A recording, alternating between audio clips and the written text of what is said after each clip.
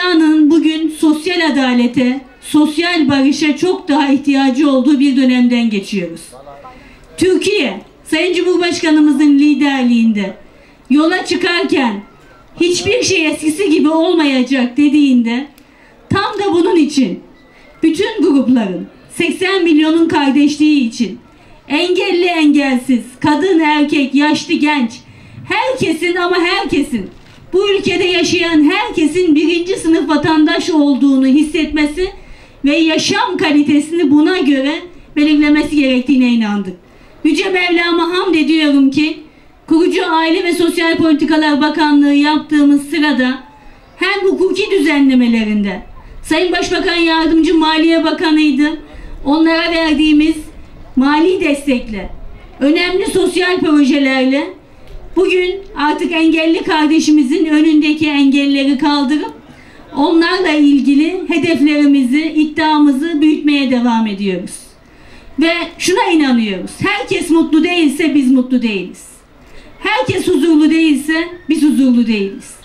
2 milyonluk şehirde herkesin yaşamına dokunmak ve en önemlisi gönlüne dokunmak bizim için çok kıymetli. Bunun için empati yapmamız, kendimizi bir engellinin yerine koymamız, kendimizi bir engelli annenin yerine koymamız gerekiyordu.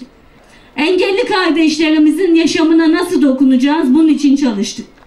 Özellikle görme engellilerin ihtiyacı farklı, zihinsel engellilerin farklı, fiziksel engellilerin farklı, işitme engellilerin farklı.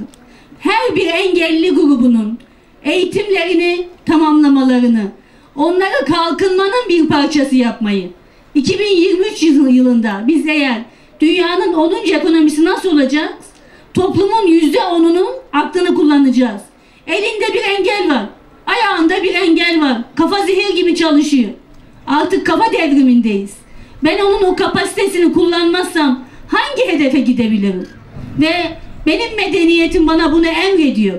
Yoksulu, yetimi, yaşlıyı, mağduru, muhtacı, hastayı, yolda kalmışı düşüneceksin diyor. İşte bu iki aldığımız büyük güçle yolumuza devam ederken şu gördüğünüz makam, aslında şu gördüğünüz mekan size bir şey söyleyeyim. Başka zaman olsa şu gördüğünüz mekandan ne kadar bütçe çıkarabiliriz? Buraya bir otel yaptığımız zaman burada Büyükşehir Belediyesi'ne ne kadar katkısı olabilir diye baktığınızda aslında bizim nasıl bir zihinsel dönüşümü başardığımızı gösteriyor. Ben Genel Sekreterimiz başta olmak üzere bütün çalışma arkadaşlarıma huzurlarınıza teşekkür ediyorum. Ama altyapı fiziki imkanlarla bunu daha güçlendirmemiz gerekiyor.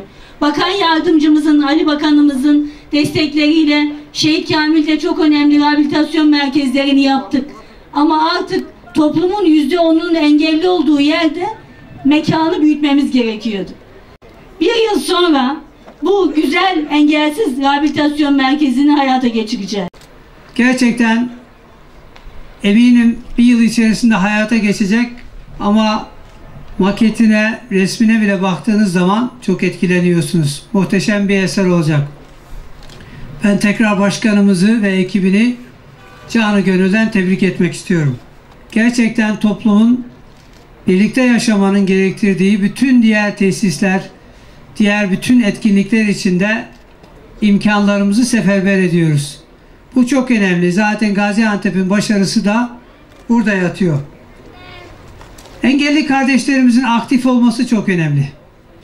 Onların beyinleriyle az önce Fatma bacımızın ifade ettiği gibi ülkemizin gelişmesine, kalkınmasına, ailelerine katkıda bulunmaları, diğer bütün vatandaşlarımız gibi gerçekten hayatı doya doya yaşamaları için bizim çabalamamız gerekiyor. İşte hükümetimizin de en önemli hedefi bu noktada var olan bütün engelleri ortadan kaldırmaktır. Evde bakım, evde sağlık hizmeti ilk defa bizim hükümetlerimizle devreye sokuldu. Bakın en son Avrupa şampiyonu olan futbol takımımız şunu bize gösterdi. Bu kardeşlerimize biz fırsat sunarsak, bu kardeşlerimizin bize önünü açarsak nasıl başarılı olduklarının en güzel göstergesidir. Onun için Sizler en iyisine layıksınız. İnşallah daha güzelini hep birlikte başaracağız.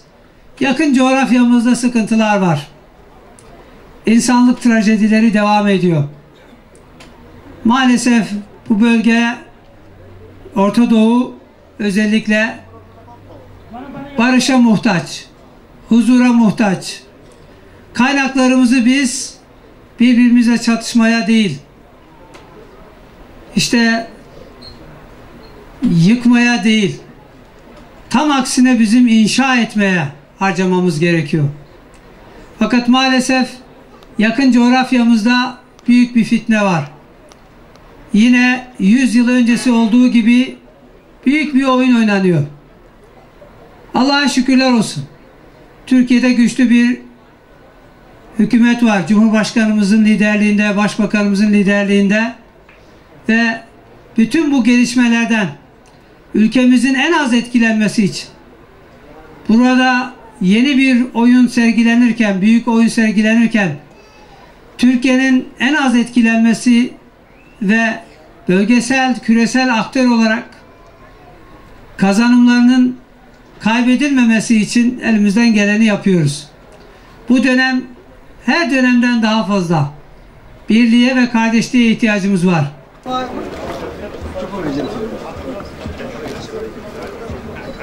Gaziantep hazır mıyız? Evet. Maşallah. Bir daha hazır mıyız? Evet.